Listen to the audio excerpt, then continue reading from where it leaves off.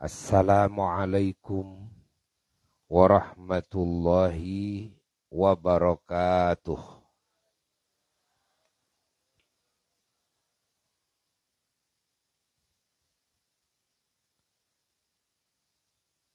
Bismillahirrahmanirrahim.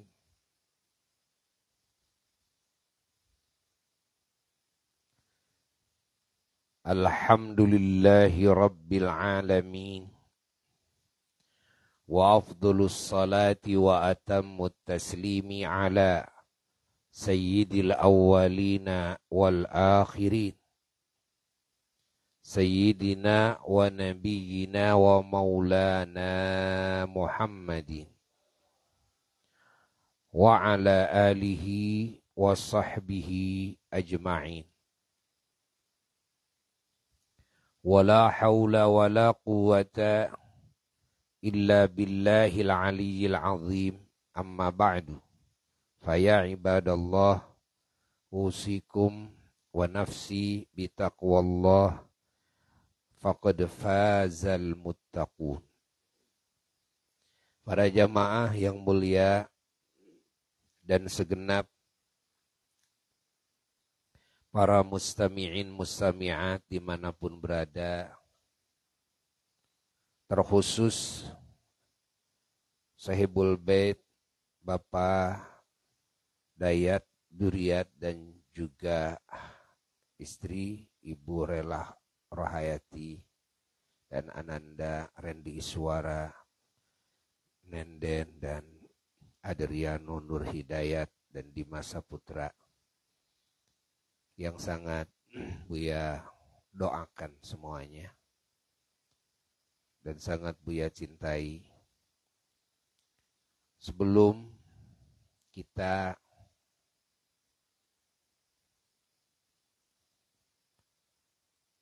mendengarkan sedikit tausiah yang akan disampaikan di majelis ilmu yang agung ini dan doa bersama untuk Sahibul Bait,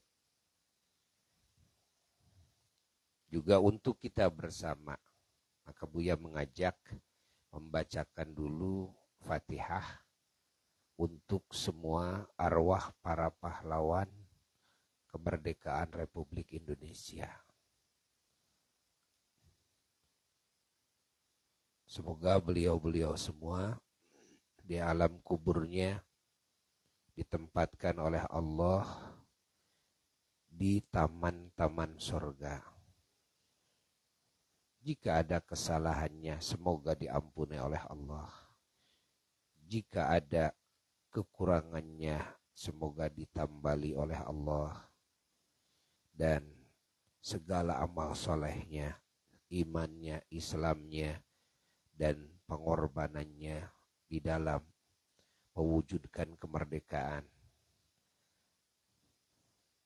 di negara yang kita cintai ini, semoga diterima oleh Allah Ta'ala dan semuanya dimasukkan ke surganya Allah dan dijauhkan dari api nerakanya Allah, dan semoga keturunannya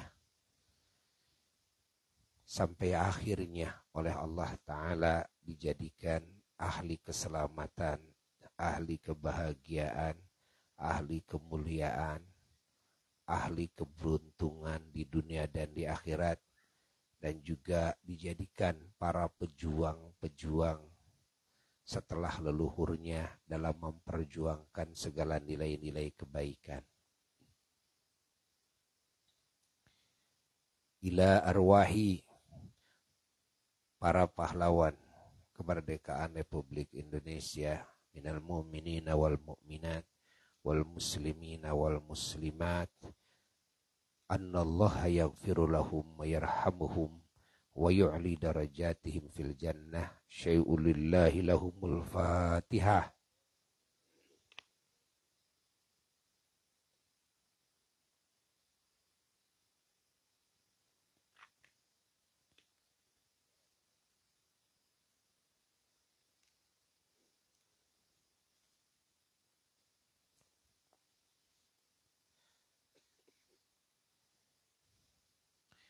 Para jamaah yang mulia,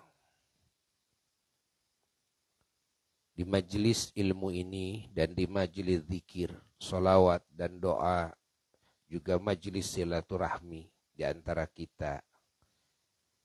Kita juga diminta untuk mendoakan sahibul acara,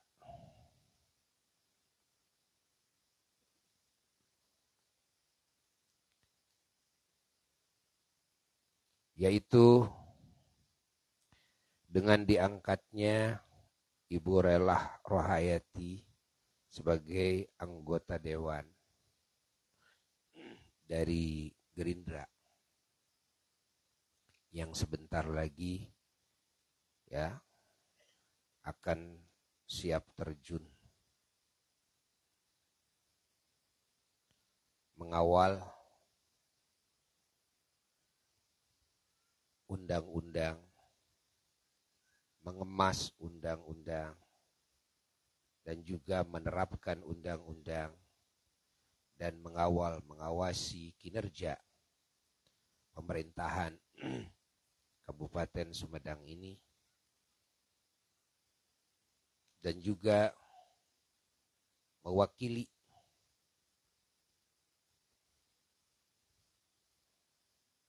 aspirasi rakyat, mewakili keinginan rakyat, khususnya masyarakat Sumedang ini.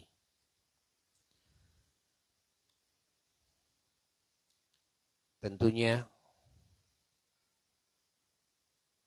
jabatan ini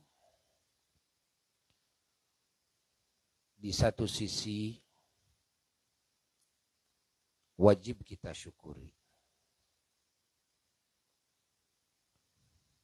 Di sisi lain juga wajib kita hati-hati.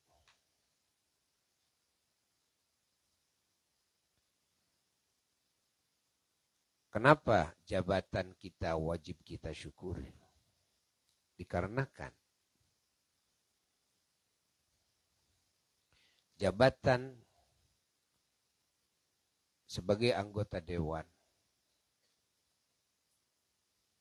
yang tentunya memayungi semua pemerintahan dan masyarakat se-Kabupaten Sumedang.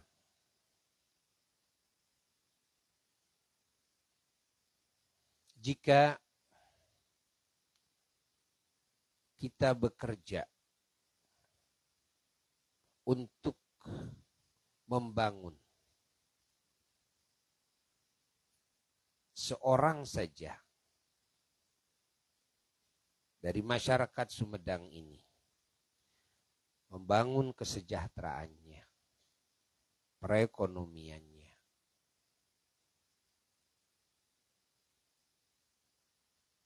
apalagi ditambah dengan membangun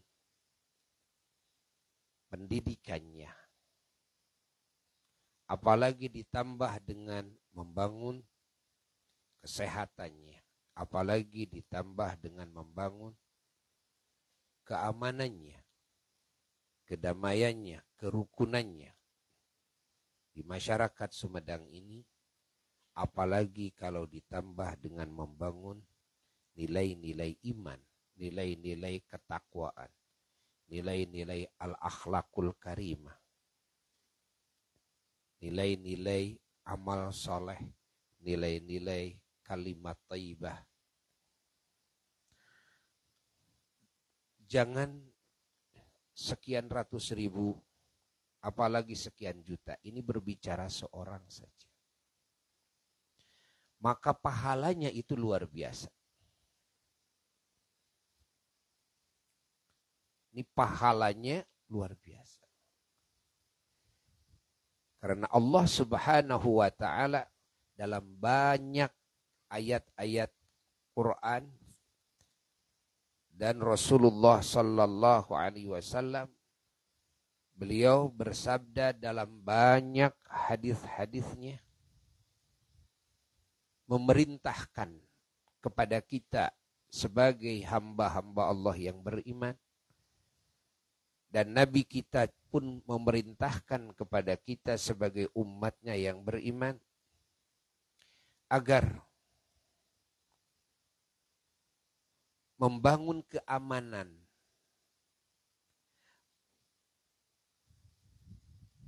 kepada dirinya dan kepada yang lain, agar membangun kesehatan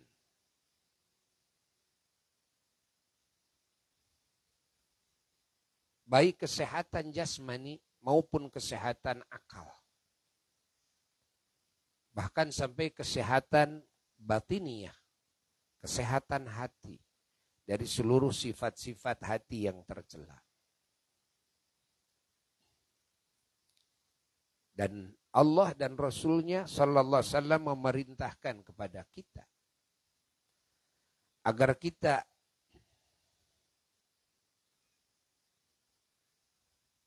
membangun nilai-nilai iman, nilai-nilai ketakwaan, al-akhlakul karimah, baik pada diri kita maupun yang lain, dan juga amal soleh dan kalimah thayyibah. Dan kita juga diperintahkan untuk menolong mereka orang-orang yang kesusahan, mereka orang-orang yang fakir, yang miskin. Dan menolong mereka orang-orang yang lemah. Menolong mereka orang-orang yang dizolimi. Bahkan dalam hadis Nabi juga kita harus menolong orang-orang yang zalim. Sahabat bertanya, kalau menolong orang yang dizolimi itu sudah paham. Tapi Nabi malah memerintahkan menolong orang-orang yang zalim. Apa itu maknanya? Nabi menjawab, menolong orang-orang yang zalim adalah menjaga dia agar dia tidak melakukan kezaliman kepada yang lain. Itu menolong orang yang zalim dan agar dinasehati sehingga dia bertobat, dia sadar dan dia kembali kepada jalan yang benar, ya. Berhenti daripada melakukan kezaliman kepada yang lain. Ini arti menolong orang-orang yang zalim. Dan kita diperintahkan mengurus anak yatim. Kita juga diperintahkan oleh Allah Ta'ala mengetahui dan mengajarkan ilmu-ilmu kemaslahatan hidup. Seperti ilmu perekonomian. Seperti ilmu kesehatan. Ya. Seperti ilmu kepemimpinan.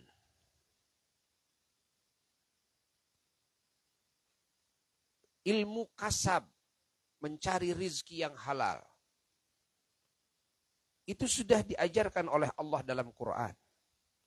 Diajarkan oleh baginda Rasulullah sallallahu alaihi wasallam dalam banyak hadisnya. Cara-cara menghasilkan rizki yang halal. Baik itu bertani, ataupun berdagang, ataupun jual jasa, ya. Ini sudah dijabarkan dalam Quran dan hadis. Dan kita juga diperintahkan mengajari yang lain tentang kemaslahatan hidup.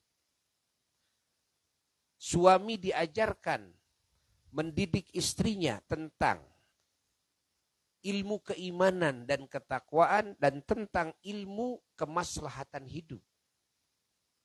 Kalau istrinya belum bisa, ya, ajari oleh suami tentang ilmu kesehatan, tentang kerapihan, tentang keindahan, ya, tentang masak, tentang jahit menjahit, gitu kan? tentang bagaimana cara bergaul dengan suami, dengan keluarga, dengan orang tua, dengan mertua, dengan saudara, dengan tetangga, dengan teman-temannya. Bagaimana hubungan dengan pemerintah, kalau pemerintah dengan rakyat. Dalam hubungan antar sesama ciptaan Allah. Ini namanya ilmu masalihul hayah. Ilmu kemaslahatan hidup. Orang tua harus mengajarkan hal ini kepada anaknya. Bukan hanya mengajarkan keimanan saja, bukan hanya mengajarkan bagaimana cara wudhu, mandi yang disunnahkan atau yang diwajibkan, atau cara sholat, atau cara saum, atau zakat, atau haji saja. Lah, tidak. Islam itu adalah katalog yang Allah turunkan yang meliputi semua sendi kehidupan manusia dan bangsa jin. Apa yang diharuskan, apa yang tidak boleh dilakukan. Allah, cuma sayangnya banyak sekali umat Islam yang mengkaji Islamnya tidak menyeluruh, tidak kafah dalam penguasaan, ya. Ilmu Quran dan Sunnah tidak kafah. Belum dalam pengamalannya pun juga tidak kafah. Belum dalam mendidik yang lain, ya. Dakwah, tabligh kepada yang lain juga sama, tidak kafah. Nah, ini yang mengakibatkan akhirnya umat muslim itu menghadapi berbagai permasalahan dalam hidupnya. Karena ilmu kurang, kan? Pengamalannya juga kurang. Pendakwahannya juga kurang. Dari sisi baca Quran, bisa disebutlah, ya, bisa disebut 90% lah umat Islam. Bisa. Kalau dalam sisi sholat, bersuci, kan, pada bisa. Mengeluarkan zakat, insya Allah, setahun sekali mah, pirakunte. Yang haji, wah semua juga pada pingin, cuma banyak yang tidak mampu, kan? Banyak yang tidak mampu. Nah,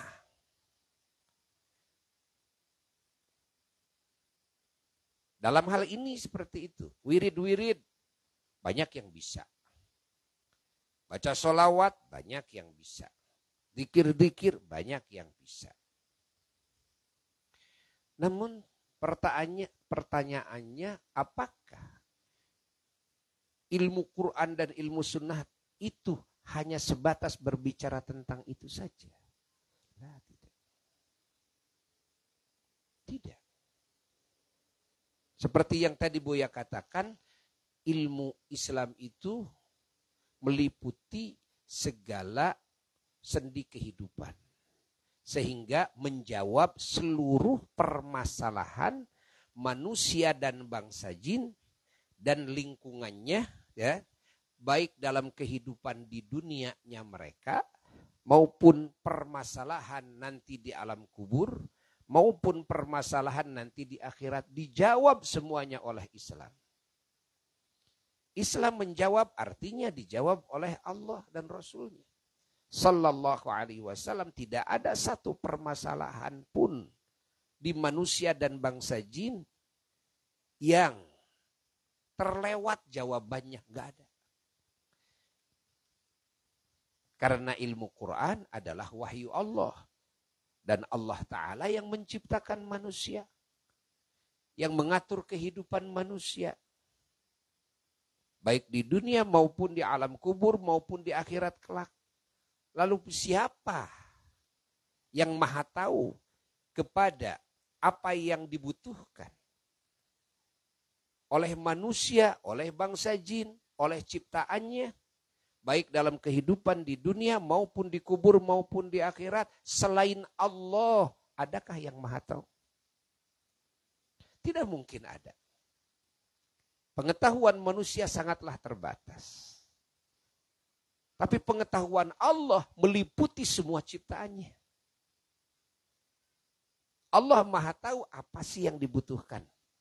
Allah maha tahu bagaimana yang lebih maslahat. Bagaimana yang lebih baik bagi manusia dan bangsa jin dan lingkungannya. Tapi kalau ini ditanyakan kepada kebanyakan umat Islam tentang pengetahuan dari Allah yang menyeluruh ini, maka kebanyakan umat Islam itu tidak tahu. Nah, maka jangan menyalahkan aturan, jangan menyalahkan Al-Quran, jangan menyalahkan sunnah, jangan dianggap Al-Quran ini tidak relevan untuk di zaman kita, untuk menjawab segala permasalahan yang ada, apalagi zaman terus berkembang. Ya, di masa-masa yang akan datang. Kan tidak sedikit yang menganggap Quran sudah tidak relevan. Sunnah Nabi sudah tidak relevan. Padahal Al-Quran itu kitabnya Allah yang terakhir sampai hari kiamat. Tidak ada lagi kitab suci yang Allah turunkan yang terakhir. Kecuali Al-Quran untuk menjawab seluruh pertanyaan manusia dan bangsa jin, untuk solusi bagi semua permasalahan mereka. Di dunianya, di kuburnya, di akhiratnya, semua dijawab oleh Quran. Semua solusinya ada dalam Quran. Dan Nabi Muhammad SAW adalah utusan Allah yang paling akhir. Tidak ada lagi pengangkatan Rasul baru setelah Kangjeng Nabi Muhammad SAW. Artinya risalah yang diemban oleh Nabi Muhammad SAW ini adalah risalah yang sanggup menjawab kan segala pertanyaan manusia dan bangsa jin dan menjadi solusi bagi seluruh permasalahan mereka di dunianya sampai hari kiamat, lalu di alam kuburnya, lalu di akhiratnya. Fahami oleh kita semuanya. Yang menjadi masalah di mana? Sehingga banyak umat Islam itu seolah tidak menemukan solusi. Padahal Quran ada di pangkuannya. Dan yang menjadi masalah adalah yang pertama. Karena ini umat Islam ini kurang ya wawasan Al-Quran dan sunnah di dalam mengetahui makna-makna, memahami makna-makna firman Allah secara keseluruhan. Begitu pula sabda-sabda dan sunnah-sunnah Rasulullah SAW secara keseluruhan. Andaikan umat Islam ya semuanya atau sebagian besarnya mengetahui kepada kandungan Quran secara kafah dan kandungan sunnah secara kafah, maka pasti semua akan menemukan jawaban yang sangat tepat. Jawaban yang brilian. Yang kedua, yang menjadi permasalahan bahwasanya umat Islam tidak melaksanakan keislamannya secara kafah. Andaikan umat Islam melaksanakan Islam secara kafah, maka itu adalah jawaban yang tepat. Dan itu adalah solusi yang tepat. Allah akan turunkan hujan rahmat dan keberkahan dari langit yang tiada hentinya. Allah akan turunkan pertolongan. Allah akan memerintahkan para malaikatnya untuk berkhidmah kepada hamba-hambanya yang menjalankan Islam secara kafah ini. Allah akan kayakan hamba-hambanya. Allah akan tenangkan hati hamba-hambanya. Tidak ada stres, tidak ada gundah gulana, tidak ada kesedihan, tidak ada rasa takut. Dan keamanan, kedamaian akan nampak dalam kehidupan muslim. Kesehatan, kekuatan jasmani dan rohani muslim, kan? Semua akan merasakannya dan akan menyaksikannya. Ya, bahkan juga kecerdasannya, juga keindahannya. Sehingga semua muslim akan jauh berbeda. Dalam arti mengungguli semua kehidupan manusia yang ada di muka bumi ini. Dalam segala sisi kebaikannya. Muslim akan menjadi manusia yang paling sehat. Muslim akan menjadi manusia yang paling kuat. Muslim akan menjadi manusia yang paling cerdas. Muslim akan menjadi manusia yang paling terpuji, yang paling terdepan, yang paling unggul, yang paling dalam segala kebaikan. Kehidupan muslim akan terlihat keindahannya, akan tercium kewangiannya. Namun tadi yang Buya katakan, dengan catatan, ya, menguasai kepada kandungan Al-Quran dan Sunnah secara apa? Kafah, dan mengamalkannya pun secara kafah. Maka di sini perlunya para ulama-ulama Allah, ya,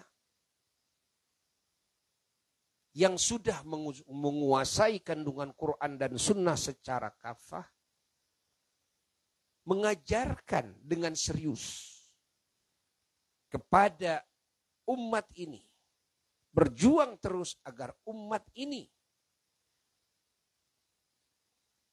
menguasai ilmu Quran dan Sunnah secara kafah.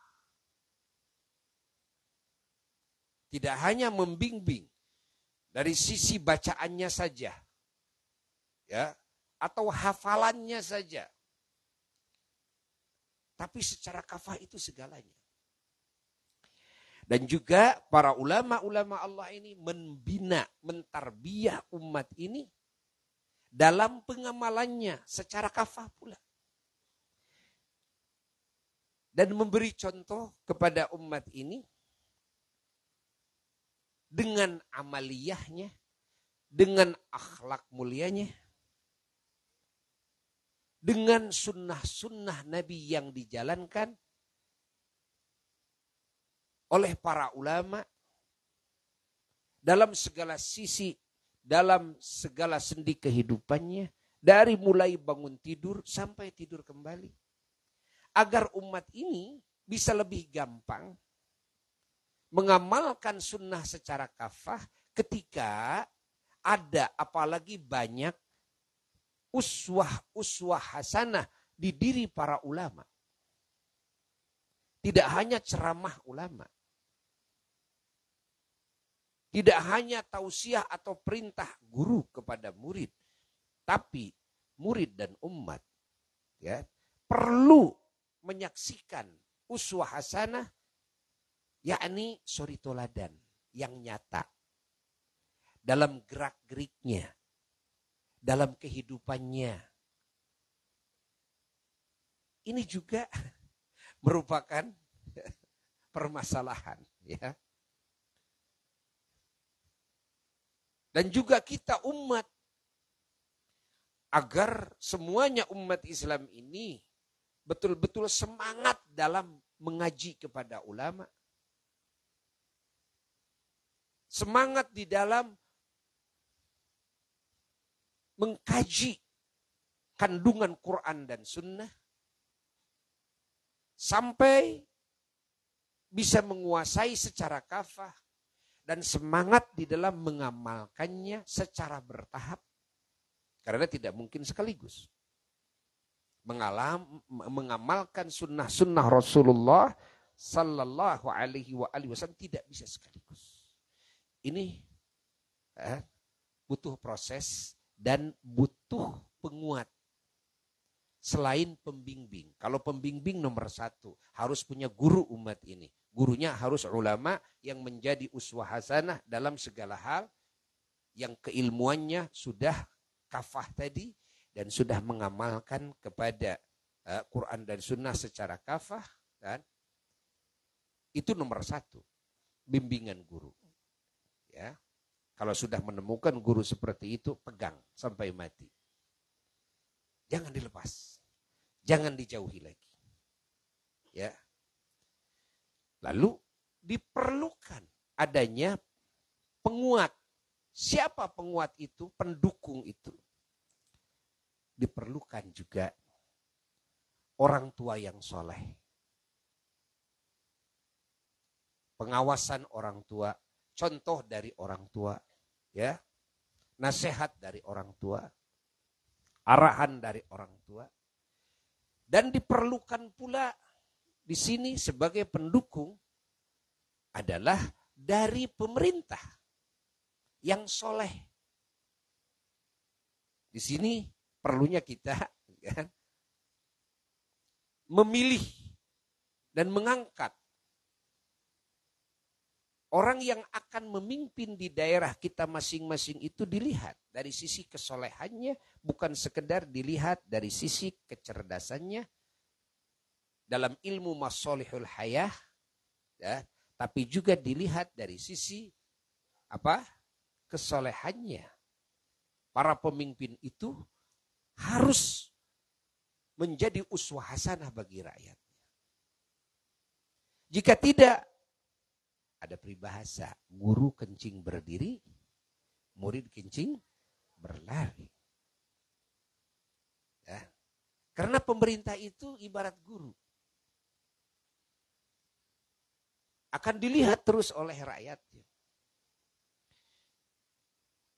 Kalau pejabat sudah berani menyimpang dari aturan, apalagi rakyat.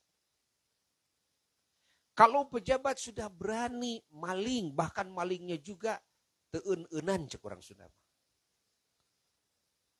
Berapa katanya dia malingnya? 4 T. Berapa malingnya? 100 T. Kan? Bagaimana coba yang maling motor? Dalam pikirannya. Yang tukang maling mobil dalam hatinya. Kurang makan sakio pirage. Orang ukur maling hayam tilu. Ini bisa mendorong keberanian rakyat untuk berbuat salah. Dan ini efeknya pemerintah akan kesusahan membina rakyatnya. Menyadarkan rakyatnya. Kenapa? Karena dia melihat bahwa pimpinannya sendiri yang melakukan penyimpangan-penyimpangan tersebut. Ini perlu jadi catatan kita semua, ya. Perlu jadi catatan kita semua. Salahnya di zaman kita, kalau memilih pemimpin itu, bagaimana duit yang masuk ke sakunya? Benar enggak? Itu salah besar. Kalau ada duitnya, hidup, saya coblos. Atau kalau kurang duitnya, udah. Kalau nggak ada duitnya atau kurang duitnya, sudah ogah. Ya. Nah, akhirnya yang menentukan seseorang jadi pemimpin itu adalah atas perintah apa? Duit. Bukan atas akal yang sehat atau mizan, timbangan agama. Tidak. Makanya Buya kepada semuanya, ya, warga Indonesia, yang mau memilih pemimpin dari tingkatan terbawah sampai tingkatan teratas. Ingat, dahulukan dulu kesolehannya. Hatta memilih pemimpin dalam rumah tangga, mau memilih suami, jangan ganteng dulu yang nomor satu. Yang nomor satu apa? Soleh. Setelah soleh, lihat lagi, tajir. Nah, ini. Pulus. Kan? Terus lihat lagi, ganteng. Kan? Cantik. Kan? Lihat lagi, wah keturunan darah biru. Oh, jangan darah kotor. Dilihat. Ya. Memang agama menyuguhkan dan menawarkan yang terbaik. Jangan dianggap agama itu, wah yang penting soleh, ken bae teu kasep wae ge, bae teu geulis ge, ken bae teu beunghar ge. Eta papatah salah ceuk saha maneh kitu. Da ceuk Rasul mah teu kitu. Ceuk Rasul mah teu kitu. Harus dilihat juga satu solehnya, dilihat kecantikannya, kegantengannya, dilihat juga hartanya, dilihat juga apanya lagi, nasabnya, dilihat juga jabatannya. Apa jabatannya? Dilihat. Oh jabatannya abdi tukang mulung kuntung, kan? Soleh, gitu kan? Nah, kan pilihan. Jangan dianggap Islam itu hanya menyuguhkan yang soleh saja. Inilah kurangnya wawasan terhadap Islam. Islam itu satu mengajarkan kebenaran dalam segala sisi. Kebenaran dalam keyakinan, kebenaran dalam pemikiran, dalam niat, dalam etika, dalam perbuatan, dalam ucapan, ya, benar. Apakah kebenaran saja? Tidak. Islam juga mengajarkan kan keterpujian akhlak. Islam mengajarkan niat-niat yang mulia. Ya. Islam juga mengajarkan kesehatan jasmani, kesehatan batiniah, kesehatan akal. Islam mengajarkan juga ya keberuntungan, kekayaan, kemajuan, keterdepanan, kepemimpinan. Ingat, mengajarkan keunggulan, mengajarkan kesempurnaan, mengajarkan kerapihan, mengajarkan kewangian, mengajarkan kebersihan, zahir batin, segalanya. Islam itu agama sempurna. Jangan sampai nanti jadi kaidah hidup. Nu penting mah boga salaki, ya, aya nu penting beunghar, aya. Penting mah beunghar we lah gitu kan. Aya. Ya ini yang punya pemikiran ini umat Islam, itu sudah salah. Itu sudah salah. Terus goreng patut ge lah. Nu penting mah beunghar, tajir, soleh gitu kan. Atau eta mah anak kiai kan. Da teu kabeh anak kiai bisa ngaji. Loba anak kiai jadi bangsat. Ya kan? Loba kejadian. Anak kiai mabok. Anak kiai judi, gitu kan? Catat oleh kita.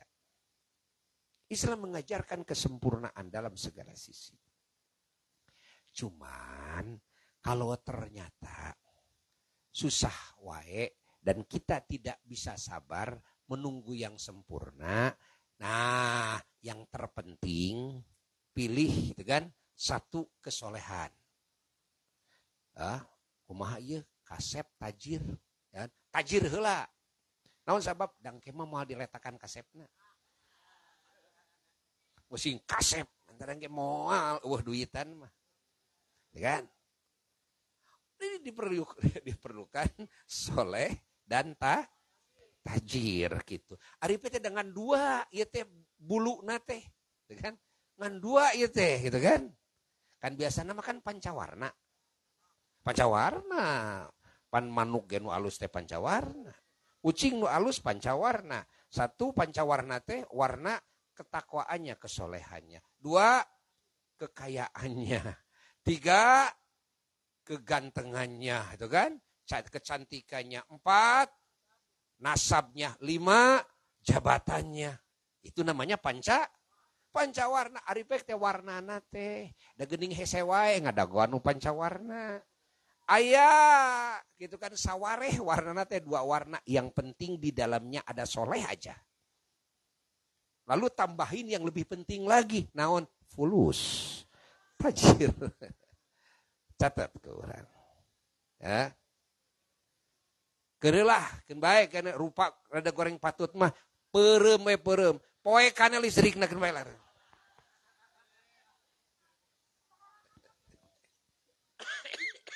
Lamun teu sabar wae, hayang buru-buru kawin gitu. Nah, ini catat, ini penting loh.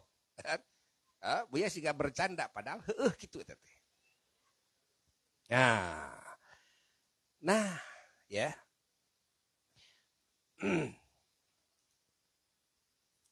Di sini kembali kepada yang tadi. Bahwa kalau melihat kepada garapan sebagai pemimpin rakyat, waduh, di dalamnya amal soleh semua yang luar biasa. Coba di Sumedang berapa warganya? Jumlahnya. Ada yang tahu? Ternyaho. Waduh. Ini yang akan dibangun, ya, kesejahteraannya ini sejumlah warga Sumedang. Niatnya sudah seperti itu, sudah dicatat oleh Allah Ta'ala menjadi pahala. Belum melangkah, lalu setelah itu melangkah. Ya, mewujudkan keinginannya untuk membangun semua kemaslahatan hidup bagi rakyatnya. Masya Allah, maka dari setiap niat dan dari setiap jumlah manusia yang akan dibela, Allah akan sediakan pahala. Nah ini kan patut disyukuri. Harus disyukuri. Disinilah Ibu Sahibul Bait di sini, ya, meminta Buya untuk hadir dalam rangka tasyakur bin nikmat. Ini nikmat yang luar biasa. Kenapa? Ini kesempatan yang Allah berikan kepada beliau untuk menjadi manusia yang kaya raya dengan pahala kelak yaumul qiyamah. Nah, cuma Buya sering katakan, ya, ada syarat. Kita sebagai muslimah, ya, apa syaratnya? Syaratnya yang pertama iman, ya sudah kita sebagai orang yang beriman. Kedua syaratnya harus dengan pengetahuan yang sahih. Ya sudah saya kuasai. Yang ketiga harus benar caranya, pelaksanaannya dengan menyimpang dari aturan. Lalu yang terakhir harus ikhlas niatnya lillahi ta'ala. Apakah lillahi ta'ala itu saya tidak menerima gaji? Bukan. Apakah lillahi ta'ala itu saya tidak dapat duit? Bukan. Kan? Kalau kita dapat bagian, kita dapat pemberian, marhaba ahlan wa sahlan. Kan? Namun niat saja. Niatnya lillahi ta'ala. Maka segalanya akan menjadi nilai ibadah. Dan ibadah ini luar biasa. Luar biasa coba. Menolong orang yang kesusahan. Satu orang saja segimana pahalanya. Allah. Maka Buya ingin, ya, Ibu di sini berniat. Meluruskan niat dulu. Agar apa? Agar sebelum kita, ya, melangkah kepada kinerja kita pertama-tama sudah mendapatkan, kan, Masya Allah, pahala dari Allah dari sisi niat. Kalau niat sudah dipasang, ya, oleh seorang hamba, niat kebaikan sudah dipasang dalam hatinya, terus dia tidak keburu bisa menjalankannya karena ada uzur atau karena wafat atau karena sakit dan sebagainya, maka pahalanya utuh itu semua. Maka di sini harus disyukuri, Ya, jangankan jadi anggota dewan. Masya Allah, berapa ratus ribu yang akan dibela. Ya, walaupun beliau ada di Gerindra. Di Gerindra itu kan hanya pengusung. Ya. Tapi kan yang akan diurus oleh beliau tidak melihat lagi pengusung. Tapi yang harus diurus adalah seluruh kan, warga Sumedang. Semuanya yang harus diperhatikan semuanya. Gitu kan? Nah, ini dari satu sisi, syukur. Sisi kedua adalah ketika kita mendapatkan satu jabatan, artinya kita mendapatkan kan, beban tanggung jawab. Ingat, mendapatkan mandat perintah, mendapatkan beban kewajiban. Yang pertama dari Allah karena kita sebagai muslim. Yang kedua dari rakyat. Ya, karena begitulah aturan di negara kita. Bahwa anggota dewan itu adalah wakil dari siapa? Wakil dari rakyat. Jadi kita semua yang mewakilkan. Ibu di sini wakil kita semua. Baik yang memilih ibu sebagai anggota dewan ataupun yang tidak memilih otomatis jadi wakil keseluruhannya. Tidak jadi wakil dari anggota Gerindra saja. Oh tidak. Dari partai Gerindra. Oh tidak.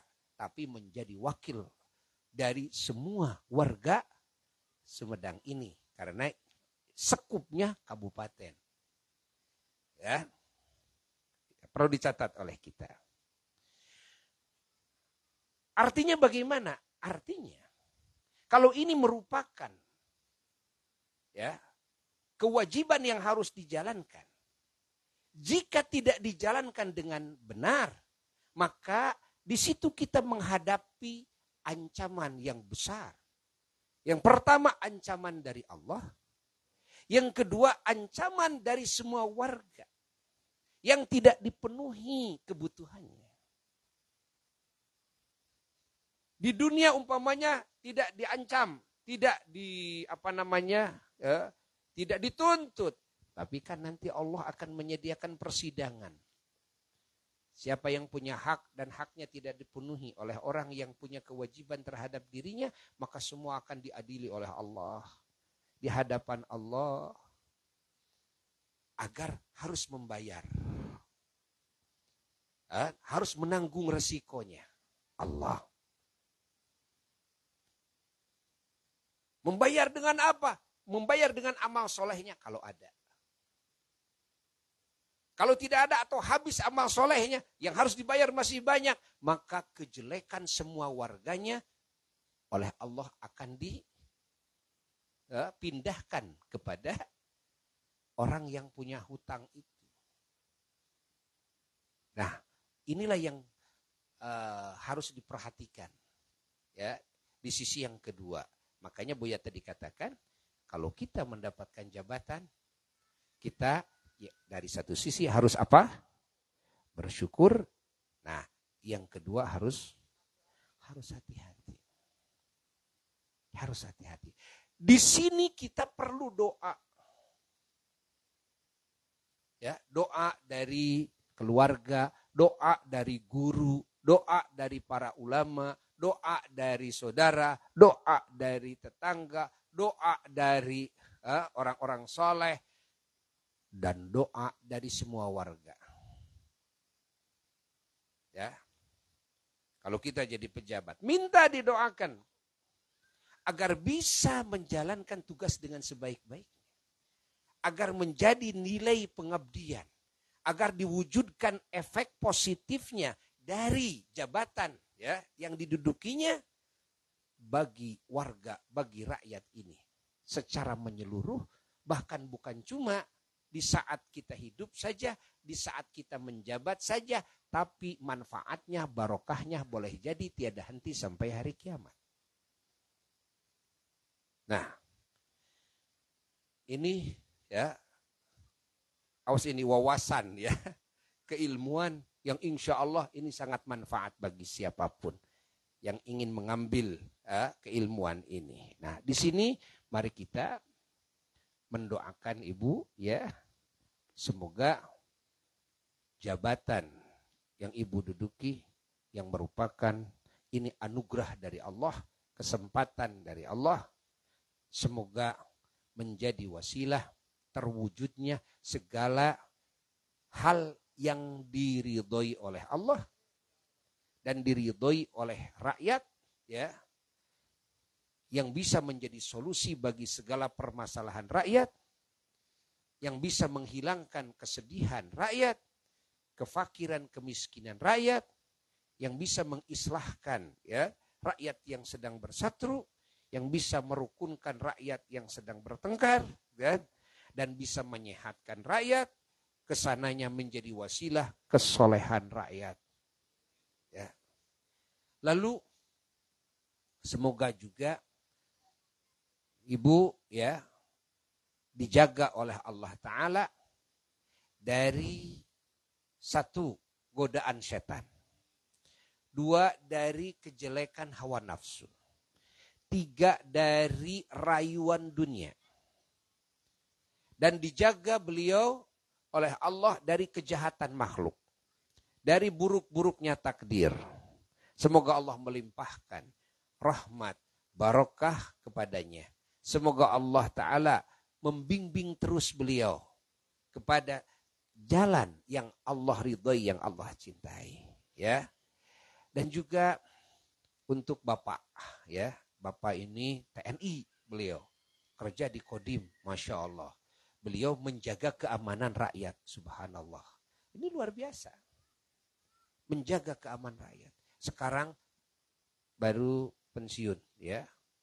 Beliau kita doakan segala kebaikan yang beliau niatkan baik bagi diri beliau, keluarga dan rakyat ini semoga oleh Allah diganjar dengan sebaik-baiknya ganjaran.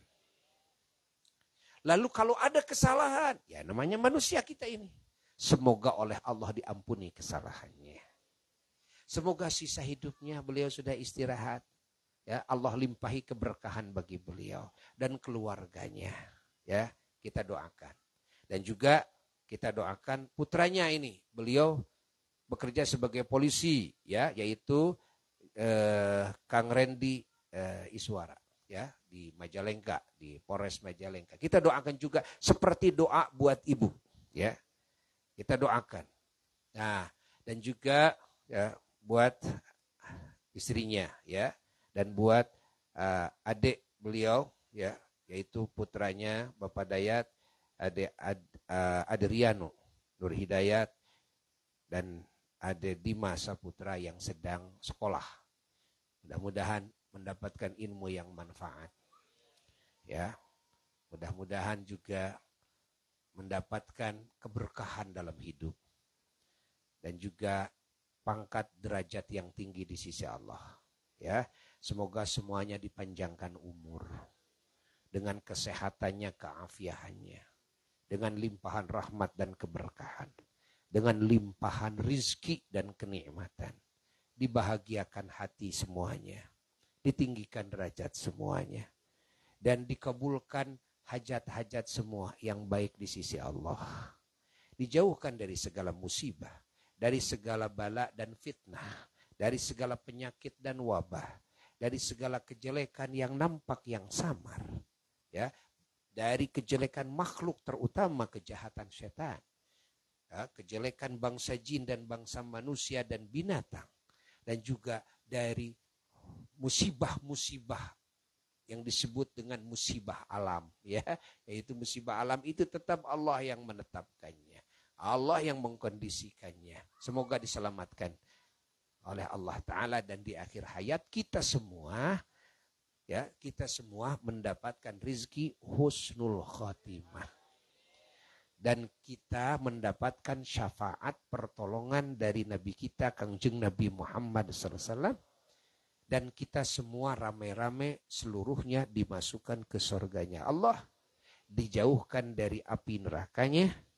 ya, diselamatkan dari murkanya dan segala bencana kelak di hari kiamat, di akhirat kelak, dari mulai alam kubur, ya, semoga semuanya sukses, semuanya menjadi ahli keselamatan, kebahagiaan, kemuliaan, keberuntungan yang hakiki dan abadi. Bijahin Nabi sallallahu alaihi wasallam wa ila hadratin Nabi sallallahu alaihi wasallam. Al-Fatihah.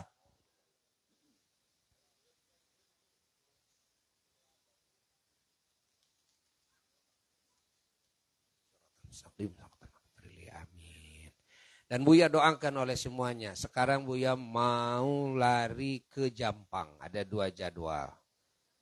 Doakan kusadayananya yang sehat ya. Ayang nama ngagoler, dia pencetan, diurut, dikekepan ya. Daruangkeun kusadayana. Wassalamualaikum warahmatullahi wabarakatuh. Kepada Sahibul Bait, Abuya mau pamit ka Ibu, ka Bapak ya, ka Seprendi, Nenden, Ade Adriano, Ade Dima, Buya ayeuna bade teras meluncur moal ka bumi deui ya.